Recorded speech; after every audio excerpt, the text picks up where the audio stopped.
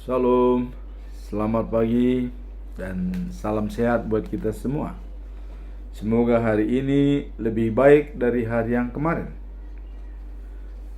Firman Tuhan di hari yang ke-56 tanggal 25 Februari 2024 adalah diambil dari kitab 1 Samuel pasal 2 ayat 10. Perikop doa Hana. Jadi perikop ini adalah merupakan lanjutan daripada doa Hana kepada Tuhan karena dia diberkati dan diberikan anak namanya Samuel. Sebagai nats pada hari ini saya tetap mengambil dalam versi 3 bentuk bahasa Indonesia yang lazim dan bahasa Indonesia sehari-hari, kabar baik, dan juga bahasa Batak Toba Siganupari. Sebagai natnya bahasa Indonesia adalah sebagai berikut.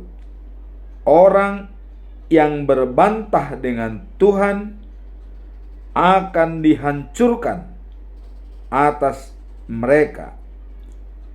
Ia mengguntur di langit, Tuhan mengadili bumi sampai ke ujung-ujungnya. Ia memberi kekuatan kepada raja yang diangkatnya dan meninggalkan tanduk kekuatan orang yang diurapinya. Bahasa Indonesia sehari-hari semikian. Musuh-musuh Tuhan hancur lebur, mereka takut, dan langit dia mengguntur. Tuhan akan menghakimi seluruh dunia dan memberikan kuasa yang mulia kepada raja yang dipilihnya. Bahasa Batak Toba Siganupari di dok sonon. Lahu sudado akamusu ni Jahoba.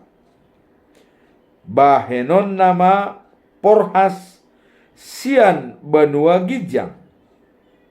Manoro nasida. Uhumon ni Jahoba ma sandok portibion. Lehonon nama huaso tu raja pina bakitnya. Marhamonangan ma bahenon na raja na pinilit nai. Demikianlah bacaan firman Tuhan. Sekarang kita masuk dalam bacaan pagi, ya. Diambil dari kitab 1 Samuel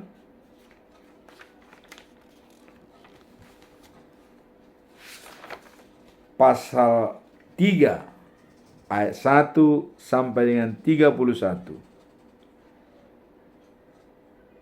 Tuhan menampakkan diri kepada Samuel.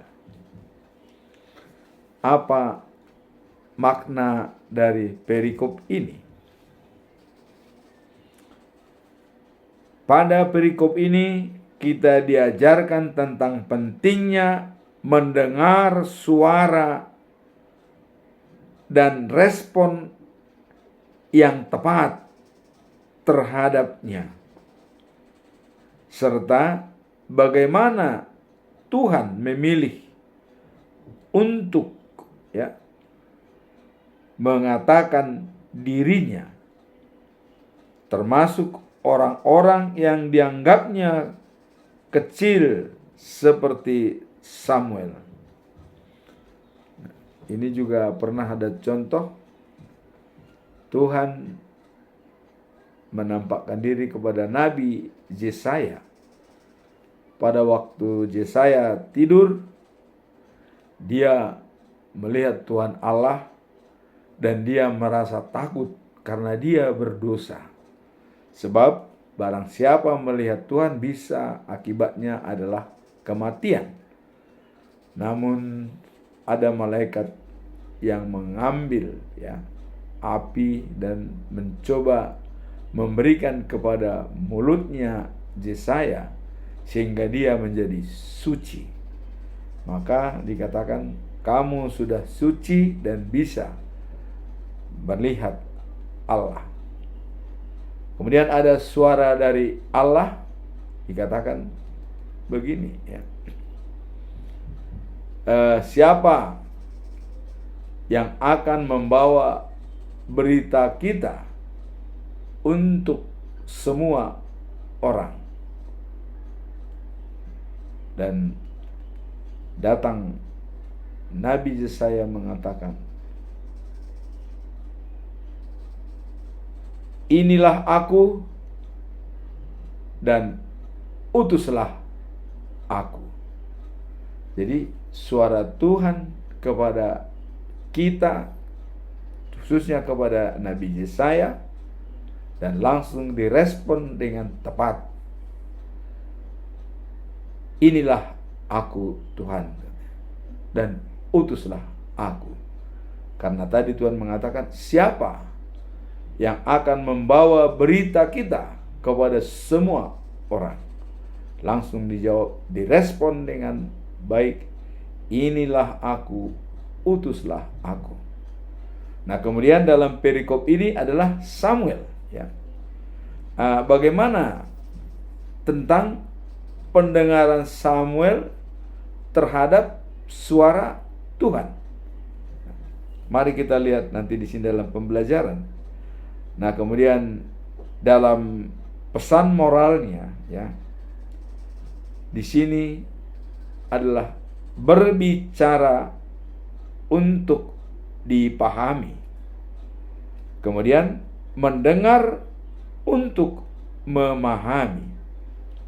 Dan dalam ayat 10 pasal 3, 1 Samuel pasal 3 ayat 10 dikatakan berbicaralah karena hambamu ini mendengar.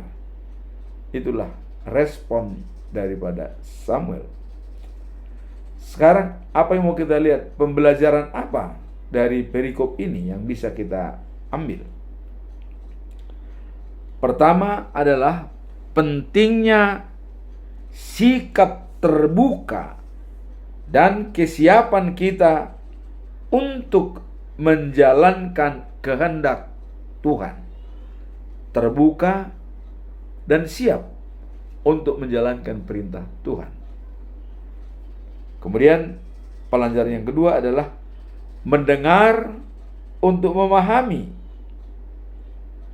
Jadi pemahaman ini membantu kita untuk mempersiapkan diri mendengar dan menjalani rencana Tuhan dalam hidup kita, terutama dalam setiap fase kehidupan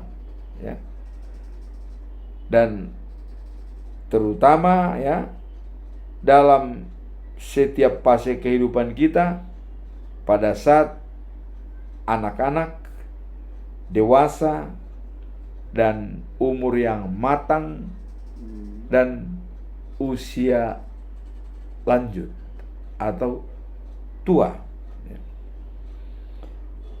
Dengan falsafah tua adalah pasti, tetapi dewasa adalah pilihan. Bagaimanakah kedewasaan kita untuk mendengar suara Tuhan? Ini yang perlu kita renungkan. Nah, kemudian pembelajaran yang ketiga, belajar mengenal suara Tuhan sangatlah penting.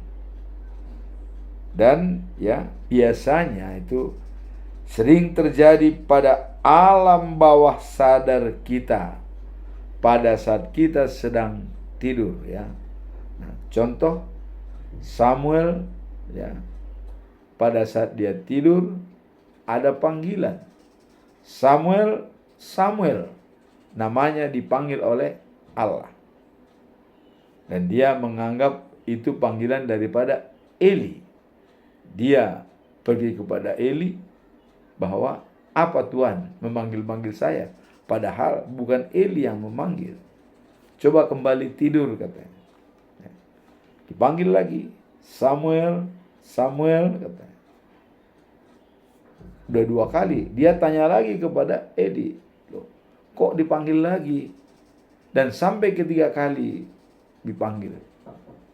Dan terakhir dikatakan oleh Eli, kalau nanti kamu dipanggil, katakan, inilah aku dan kau mendengar. Dan itulah terakhir panggilan itu, jawaban daripada Samuel, berbicara untuk dipahami, sehingga dia mengatakan, berbicaralah karena hambamu ini mendengar. Artinya Samuel membuka diri untuk mendengar apa kata Tuhan. Nah, jadi pembelajaran dari perikop ini adalah belajar mengenal suara Tuhan sangatlah penting. Dan biasanya sering terjadi pada alam bawah sadar pada saat kita tidur atau bermimpi, ya. Nah, dan pengalaman ini terjadi pada nabi dan rasul-rasul Tuhan. Jadi sering ini terjadi para nabi-nabi, ya, alam bawah sadar mendengar suara Tuhan. Kemudian apa yang mau kita simak dari pembelajaran ini adalah adanya inner beauty atau rohani yang baik, ya. Artinya antara God spot kita, ya, yang hubungan antara otak, ya, jantung, ya, dan hati, inilah yang menjadi perlu mendengarkan relung-relung sunyi dalam hidup ini. Jadi otak, hati, dan jantung adalah merupakan suatu konsepsi sistem mengolah di alam bawah sadar.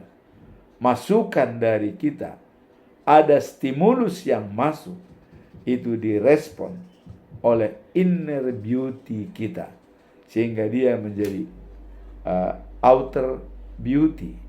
Artinya yang keluar itu memancarkan kebaikan, karena sudah diolah dalam diri kita, ya, ada inner beauty antara otak, jantung, dan juga hati. Inilah yang dipakai untuk merespon suara Tuhan, khususnya Samuel. Dia mengatakan, ya, berbicaralah karena hambamu siap mendengar. Artinya Samuel siap memahami apa kata Tuhan. Sekarang kita masuk dalam bacaan malam, ya. Bacaan malam diambil dari Roma pasal 11 ayat 25 sampai dengan 36. Dengan perikop belas kasihan Allah untuk seluruh umat manusia dan pujian kepada Allah. Jadi seluruh umat manusia itu akan bersatu di dalam Tuhan, baik Yahudi juga non-Yahudi. Apa makna daripada perikop ini? Ya, kita lihat bahwa ayat ini, ya, menjelaskan, ya, tentang misteri keselamatan Allah yang melibatkan Israel dan bangsa-bangsa lain. Kenapa melibatkan bangsa Israel? Karena di Israel lah, ya, keselamatan itu terjadi lebih dulu, baru dia menjalar ke seluruh dunia. Jadi sumber keselamatan itu ada di Israel. dari keturunan Daud sendiri, yaitu Yesus Kristus. Nah, kemudian ini menunjukkan bahwa kebijaksanaan Tuhan yang besar dalam merencana keselamatannya. Jadi diberikan kepada bangsa Israel, dan dari sana akan menjalar ke seluruh dunia ini, sehingga menjadi semua bisa diselamatkan bagi orang yang percaya kepada Dia. Pesan moralnya apa? Kalau kita melihat tadi keselamatan itu untuk seluruh bangsa-bangsa, dimulai dari Israel, ya, keselamatan. Kemudian pesan moralnya adalah pentingnya, ya, penyerahan diri kepada rencana Allah yang sempurna, serta, ya, pengakuan bahwa seluruh ciptaan bergantung pada pengasihan dan hikmatnya. Jadi seluruh ciptaan yang ada di dunia ini adalah bergantung kepada pengasihannya dan hikmat dari Tuhan. Hikmat kebijaksanaan diberikan oleh Tuhan. Dan pentingnya penyerahan diri kepada rencana Allah yang sempurna. Rencana Allah pasti sempurna karena kasih-Nya kekal dan abadi. Kemudian apa kita lihat pembelajaran dari perikop ini? Pertama, dalam Roma 11 ayat 33 dikatakan, ya, betapa dalamnya kekayaan hikmat dan pengetahuan Allah, betapa tak terduganya keputusan dan jalan-jalannya. Inilah dikatakan bahwa dalamnya kekayaan hikmat. Hikmat, perlindungan hikmat itu sama dengan perlindungan uang. Katanya, ya, bahwa hikmat dari Allah. Kita tahu kalau fungsi uang sebagai alat tukar, sebagai menghitung harta dalam satuan tertentu, dan sebagai menyimpan harta, aset, menyimpannya. Nah, jadi perlindungan hikmat itu katanya sama dengan perlindungan uang. Karena hikmat itu adalah dari Allah, maka pasti kita pakai dia sebagai alat kita untuk bersosialisasi dan menyimpan spiritual kita dalam religius kita, ya, bisa bersemayam di dalam diri kita dan diolah oleh God Sport kita. Itulah pesan moral daripada perikop ini. Nah, kemudian pembelajarannya tadi adalah Roma 11 ayat 33, betapa dalamnya kekayaan Tuhan dan tak terduga keputusan dan jalan-jalannya. Susah dimengerti. Tetapi apapun dilakukan oleh Tuhan selalu mengacu kepada kasih-Nya kekal dan abadi. Pembelajaran yang kedua adalah setiap elemen dalam rencana Tuhan. Jadi setiap elemen rencana Tuhan itu memiliki tujuan yang lebih besar, dan kita harus yakin dan percaya hal itu. Jadi bagi kita hanya yakin dan percaya kalau rencana Allah itu adalah sangat besar, ya. Terutama rencana Allah yang akan datang, yang belum diwujud nyatakan, untuk mempersatukan komunitas di sorga dan komunitas di dunia ini, supaya semua menjadi satu di kota Yerusalem yang baru, dan di sana pemimpinnya adalah Tuhan sendiri. Di sana tidak ada lagi rumah ibadah, tidak ada lagi tempat yang lain, dan di sana hanya Tuhanlah sebagai pemimpin kita dan beribadah kepadanya. Itulah rencana besar Tuhan. Nah, untuk menyongsong tempat tersebut, maka kita diwajibkan untuk mendengarkan suara Tuhan. Apa suara Tuhan? Dan Godspot kita berbicara untuk mendengar relung-relung sunyi hidup ini. Nah, kemudian pembelajaran yang ketiga, kita diajak untuk merenungkan bagaimana Allah mengubah ketidaktaatan menjadi sarana untuk menunjukkan kasih karunia kepada semua orang. Dia sudah tahu kalau kita itu berdosa, seharusnya sudah mati. Namun ketidaktaatan tersebut itu dipakai Tuhan untuk sarana memperbaiki semua keadaan. Maka dia mengirimkan anaknya yang tunggal, Yesus Kristus. Barang siapa percaya kepadanya tidak binasa, melainkan beroleh hidup yang kekal. Nah, jadi dalam hal ini artinya dengan ketidaktaatan manusia, Tuhan tidak menginginkan kematian orang fasik, tapi pertobatannya.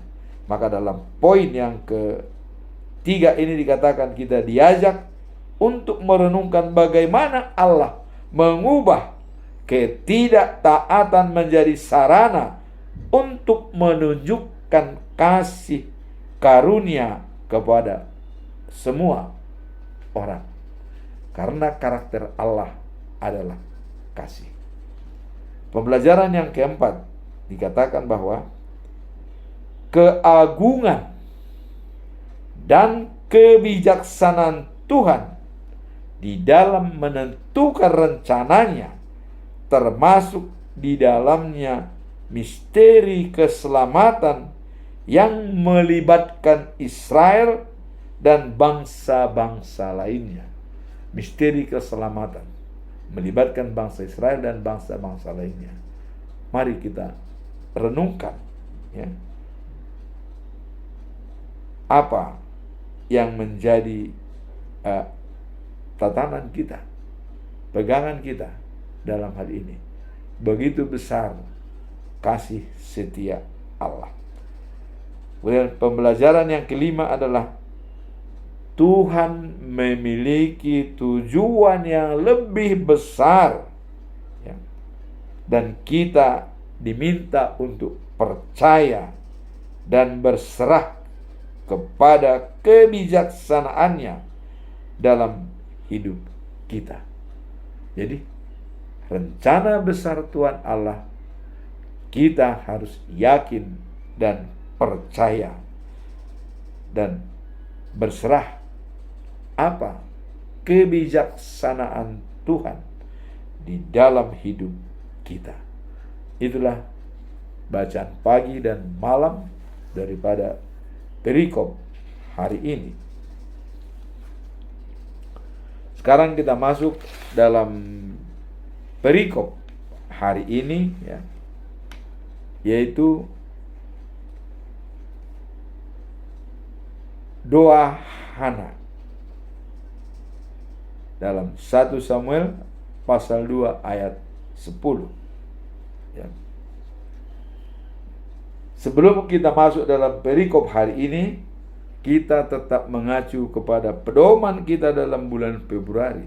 Apa itu? Dengan topik mengandalkan Tuhan sebagai sumber kekuatan dan pengharapan untuk panggilan mengasihi dan menjala manusia.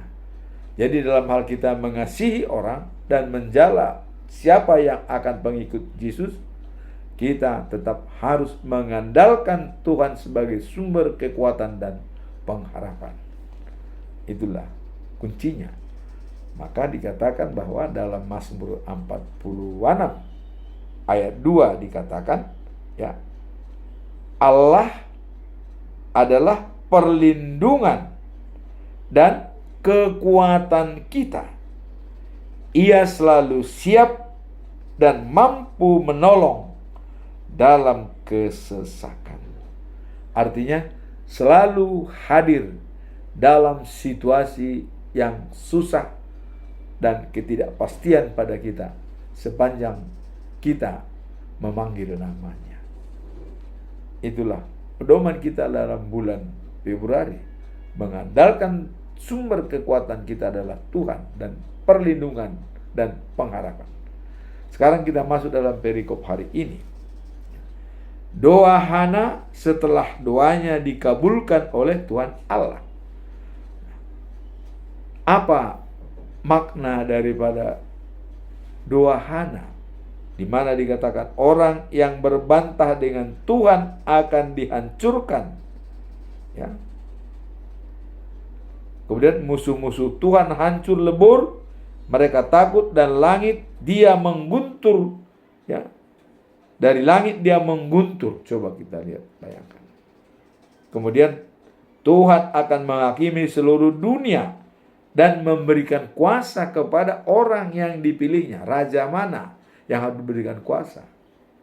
Ya, seperti kita lihat Raja Salomo, ya, jelas diberikan kuasa dan diberikan kebijaksanaan sehingga Salomo bisa menghukum dengan adil kepada rakyatnya. Nah, apa makna daripada perikop ini? Kita lihat. Ayat ini memberikan penekanan tentang kemenangan Tuhan yang akan selalu mengalahkan musuh-musuhnya. Jadi kemenangan Tuhan selalu mengalahkan musuhnya. Kemudian memberikan harapan bagi umatnya yang setia. Jadi memberikan pengharapan bagi umatnya yang setia. Kemudian ayat ini, ya, mengindikasikan bahwa Tuhan adalah pelindung dan penolong bagi mereka yang percaya kepadanya. Jadi ukurannya adalah bagi orang yang percaya. Maka Tuhan itu bisa pelindung dan penolong. Tapi bagaimana orang yang tidak percaya? Itu sudah jelas. Orang jahat akan dihabiskan oleh Tuhan. Tidak ada ampun. Terutama bagi yang tidak mengenal Tuhan. Kemudian apa pesan moral? Kalau kita lihat dalam makna Tuhan sebagai pelindung dan penolong bagi mereka yang percaya kepadanya. Apa pesan moral daripada perikop ini? Ya. Nah, kita lihat keteguhan iman dan kesetiaan pada Tuhan sangat dihargai. Jadi iman yang teguh dan setia itu sangat dihargai oleh Tuhan. Nah, kemudian pesan moral bahwa saat kita, ya, setiap hari menghadapi tantangan hidup. Jadi pada saat kita menghadapi tantangan hidup setiap hari, Tuhan senantiasa ada, ya, untuk membela kita dan keadilan Tuhan pasti terlaksana. Itulah pesan moralnya. Jadi artinya, ya, setiap tantangan yang kita hadapi, ya, kita harus ingat bahwa Tuhan senantiasa, ya, ada untuk membela kita. Dan keadilan Tuhan pasti terlaksana.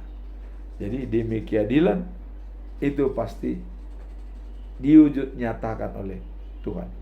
Itulah makanya keteguhan iman dan percaya kepada Tuhan sebagai penolong kita menjadi utama bagi kita. Dan itu sudah dicontohkan oleh Hana pada saat dia bersedih tidak punya anak dan dia dilecehkan oleh istri Elkana yang kedua, yaitu Penina, ya. Dia teguh dan memohon kepada Tuhan, berdoa dan menangis, dan dia berjanji, anak yang saya lahirkan itu akan saya serahkan kepada Tuhan. Itulah anaknya Samuel yang tadi mendengar suara Tuhan dan dia langsung merespon, berbicaralah, hambamu siap mendengar. Itulah yang disampaikan dalam ayat ini. Kemudian apa pembelajaran yang bisa kita lihat dari perikop ini? Ya. Pertama, ya, dalam konteks pemahaman dan aplikasi kita dapat melihat bahwa keteguhan iman dan kesetiaan kepada Tuhan sangat dihargai oleh Tuhan. Contohnya, Hana yang berdoa menangis dan dia diberikan anak laki-laki oleh Tuhan. Kemudian Hizkia yang sudah divonis mati misalnya pada hari ini, tapi dia berdoa kepada Tuhan dengan sungguh-sungguh dan menangis. Akibatnya umurnya diperpanjang oleh Tuhan selama 15 tahun. Coba kita lihat, begitu dahsyatnya. Kemudian contoh yang ketiga siapa? Ayub. Begitu menderita, hartanya habis, anaknya habis, bahkan dia kena penyakit, tetapi dia tetap setia kepada Tuhan. Akhirnya Tuhan memberikan 2 kali lipat pada hartanya dan juga ternaknya, dan mengembalikan semua anak-anaknya. Bahkan anaknya Ayub lah perempuan, ya, anaknya perempuan lah, ya, yang paling tercantik di dunia sebelum dan sesudahnya. Itulah doa orang yang benar akan dibalaskan oleh Tuhan dengan baik, kasih-Nya kekal dan abadi. Poin yang kedua pembelajaran itu adalah Tuhan akan menghakimi ujung bumi, ya, yang menunjukkan bahwa keadilan Tuhan pasti terlaksana. Jadi pengadilan dunia ini pasti terjadi. Walaupun kita menunggunya masih sabar, ya. Artinya pengadilan terakhir itu seluruh bumi dan isinya makhluk yang ada akan diadili oleh Tuhan pada saatnya. Dan itu pasti terjadi. Sudah dijanjikan oleh Tuhan. Kemudian pembelajaran yang ketiga adalah Tuhan memerintah seluruh bumi dan akan memberi dan akan memberdayakan. Jadi Tuhan adalah memerintah seluruh bumi ini, maka Dia akan memberdayakan setiap raja yang dipilihnya, ya. Jadi memberdayakan pemimpin pilihannya untuk menegakkan keadilan di dunia ini. Jadi contoh yang diberi kebijaksanaan adalah Raja Salomo. Dan Raja Salomo untuk berdoa, dia tidak minta harta, minta kekayaan, tapi dia minta kebijaksanaan untuk bisa berbuat adil kepada rakyat Israel. Tuhan menjawab, kau meminta kebijaksanaan dan kamu tidak minta kekayaan, maka semuanya akan saya berikan kepadamu. Maka bijak dan juga untuk menyelesaikan masalah, membuat keadilan diberikan oleh Tuhan. Dan juga harta kekayaan.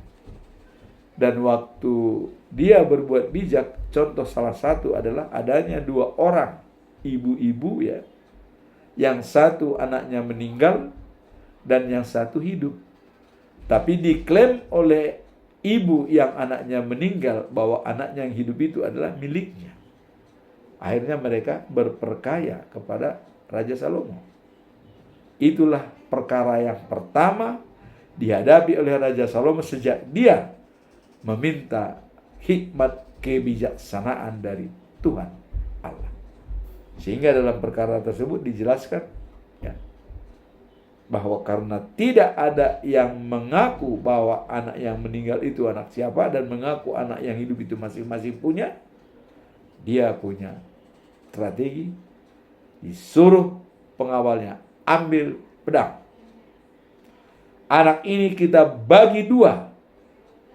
Sebelah buat ini, sebelah lagi buat yang satu. Dan yang tidak memiliki anak merasa ya dia setuju supaya mati. Jadi ada istilah di sini, memang karena dia tidak memiliki anak, anaknya sudah mati, toh dia juga tidak akan memiliki itu, silahkan aja dibelah katanya.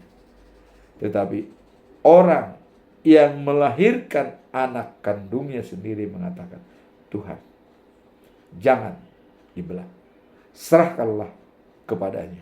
Coba, dengan rela dia menyerahkan anaknya hanya untuk tidak menjadi mati, dibelah oleh raja. Apa keputusan raja? Kaulah yang punya anak tersebut. Akhirnya, pergilah engkau yang mengampuni anak. Akhirnya diserahkan. Itulah pengadilan pertama yang dilakukan oleh Raja Salomo saat dia menerima hikmat kebijaksanaan Tuhan. Dan itu benar-benar adil dan benar-benar bermartabat. Itulah pembelajaran yang keempat.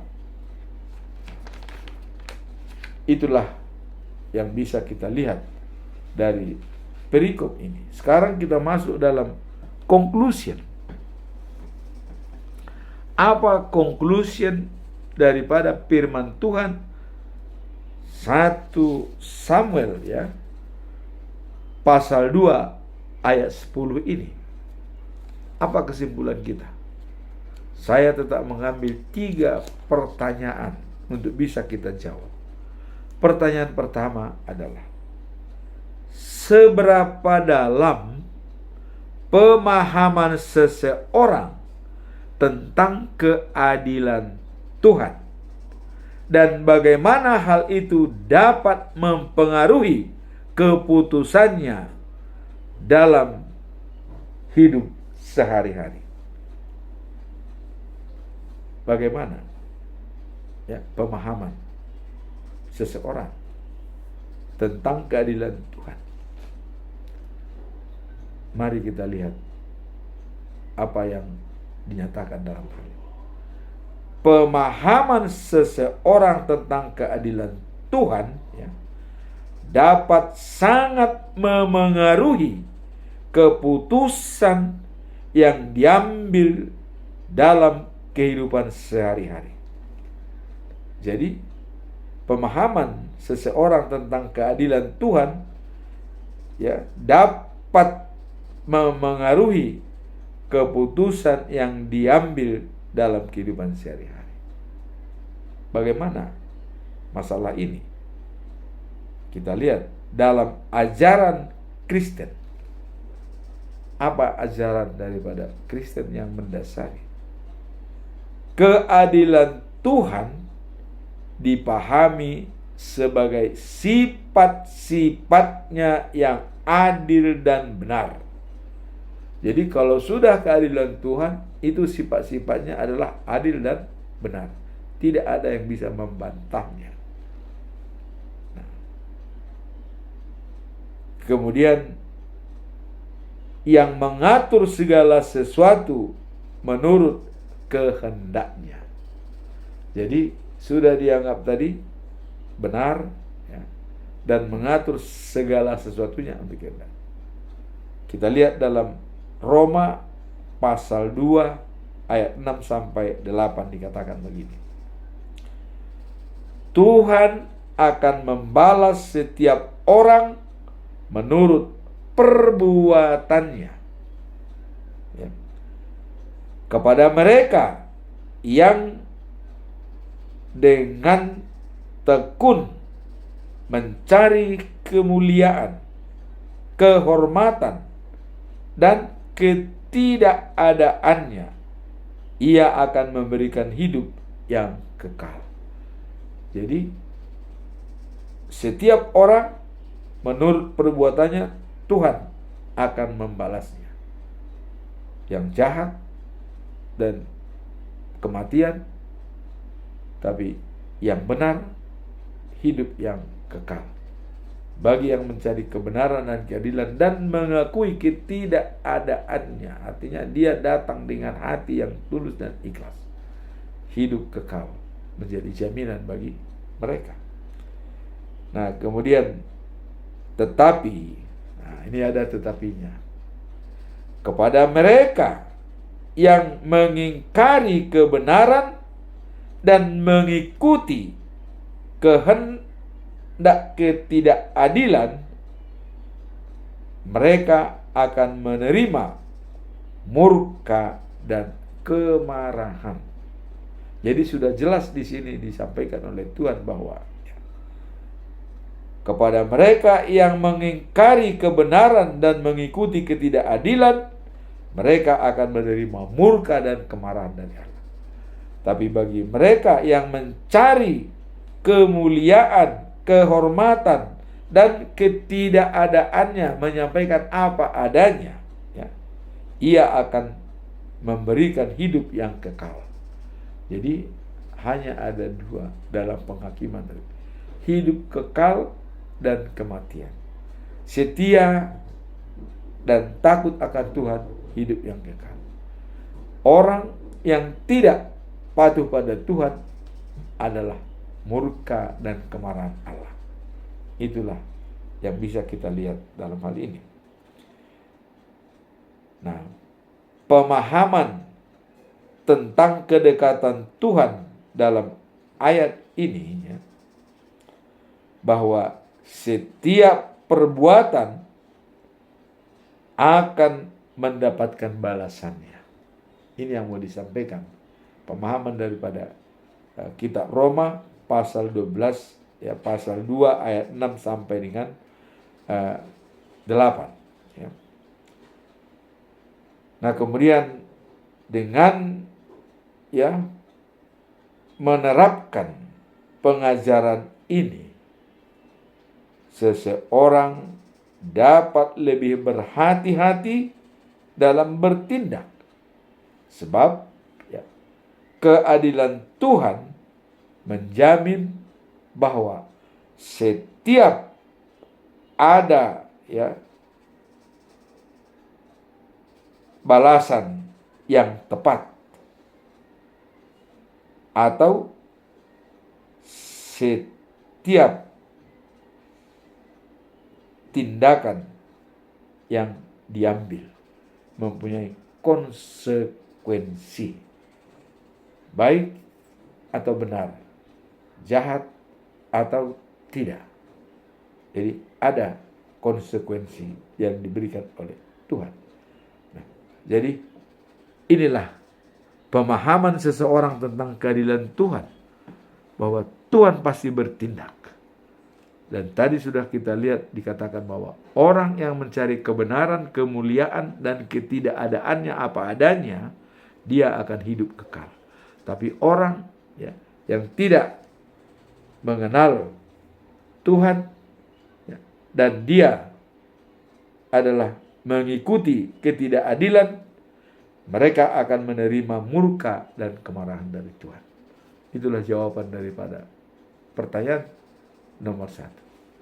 Sekarang kita masuk dalam pertanyaan nomor 2. dalam situasi sulit, apa yang bisa dilakukan untuk lebih mengandalkan Tuhan daripada kekuatan sendiri. Jadi dalam situasi sulit, bagaimana kita mengandalkan Tuhan dibanding kekuatan sendiri? Dalam situasi sulit, mengandalkan Tuhan lebih dari kekuatan sendiri adalah sikap yang diajarkan dalam iman Kristen. Jadi kunci daripada pengajaran pokok ajaran Kristen adalah bukan mengandalkan kekuatan sendiri, tapi kita tetap mengandalkan kekuatan Tuhan. Dalam Mazmur 119 ayat 105 dikatakan, Tuhan pelita kakiku dan terang bagi jalanku. Kalau dia sudah menjadi pelita bagi kaki kita dan terang bagi jalan kita, ya, saya kira tidak ada alasan lain untuk tidak percaya dan yakin kepada Tuhan. Nah, kemudian iman Kristen adalah selalu mengandalkan Tuhan daripada kekuatan sendiri. Hal ini menggambarkan penyerahan diri kepada Allah, dan ini juga dijabarkan dalam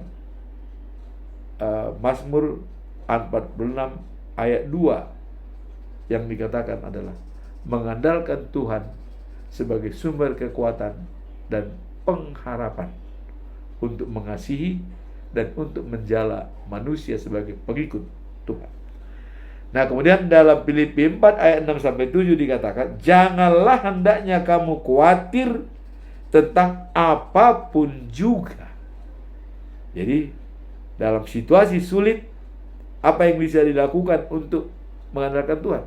Dikatakan, janganlah hendaknya kamu khawatir terhadap apapun juga, tetapi dalam segala hal sertakan dalam doa permohonanmu dengan ucapan syukur kepada Allah. Ayat ini ya menekankan pentingnya menyerahkan segala kekhawatiran kepada Tuhan melalui doa dalam situasi sulit. Nah, sehingga Tuhan akan menjawab. Damai sejahtera Allah akan menjadi melampaui segala akal pikiran kita untuk memelihara hidup kita. Jadi untuk menyerahkan kepada Tuhan segala kekhawatiran kita dan kesulitan kita dalam doa dan permohonan.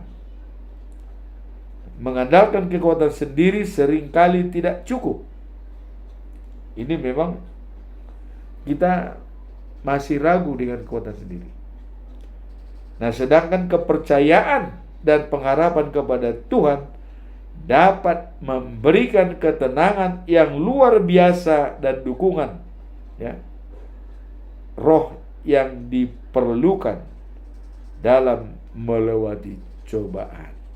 Jadi untuk menjaga ketenangan kita, iman kita, kita mengandalkan Tuhan dalam situasi yang sulit. Itulah cara kita yang bisa dilakukan untuk mengandalkan Tuhan pada situasi yang sulit, bukan mengandalkan diri sendiri dan menyerahkan kekhawatiran kepada Tuhan. Nah, kemudian dalam Yeremia pasal 9 ayat 11 dikatakan, bukankah aku sendiri tahu rencana-rencanaku bagi kamu? Rencana Tuhan bukan untuk mencelakakan kamu, tetapi untuk kesejahteraanmu dan memberikan kepadamu masa depan yang penuh harapan. Jadi rancangan Tuhan kepada kita adalah memberikan masa depan yang lebih baik. Tuhan memiliki rencana yang baik bagi setiap orang. Nah, jadi jalan keluarnya adalah Yeremia pasal 29 ayat 11. Dalam situasi sulit, apa yang bisa kita lakukan untuk mengandalkan Tuhan dan daripada kekuatan diri sendiri. Jadi Yeremia pasal 29 ayat 11. Di sini jelas bahwa rencana Tuhan bukan untuk mencelakakan, tetapi untuk kesejahteraan masa depan bagi semua orang.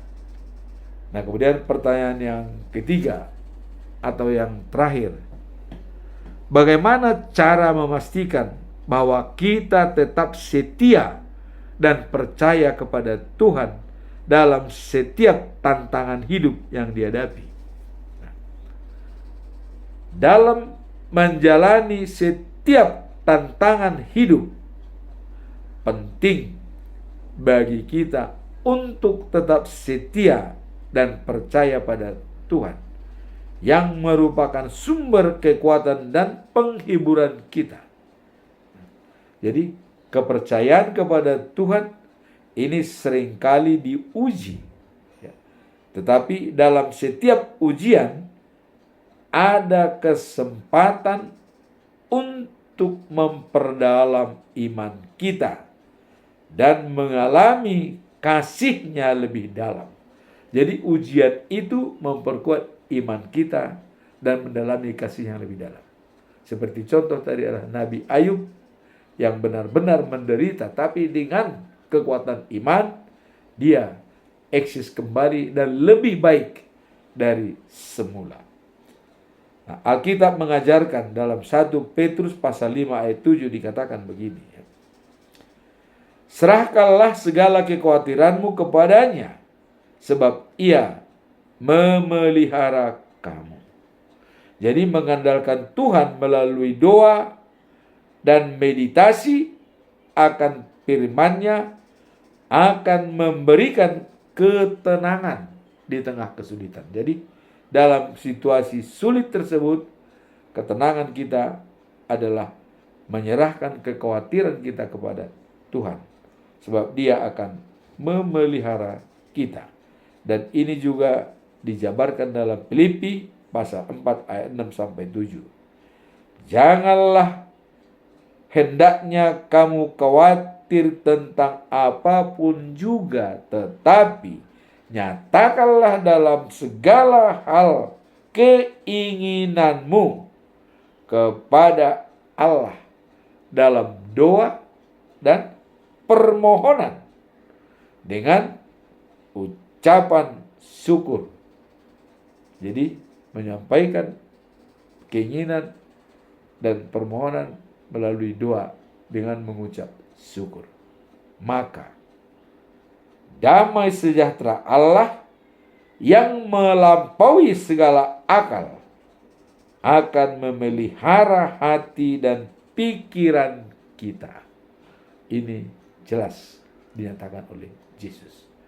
Kita menyerahkan kekhawatiran kita, maka Tuhan, damai sejahtera Allah akan melampaui segala akal kita yang tidak kita duga-duga, itu diberikan oleh Tuhan, dan juga memelihara hidup kita setiap kita bertindak dan mengambil keputusan. Semoga firman hari ini menjadi bekal bagi kita untuk tetap menjaga kebenaran firman Tuhan, percaya kepada Tuhan, dan datang kepadanya. Kita tidak pernah kehausan dan kelaparan, melainkan hidup yang kekal. Amin. Tuhan memberkati.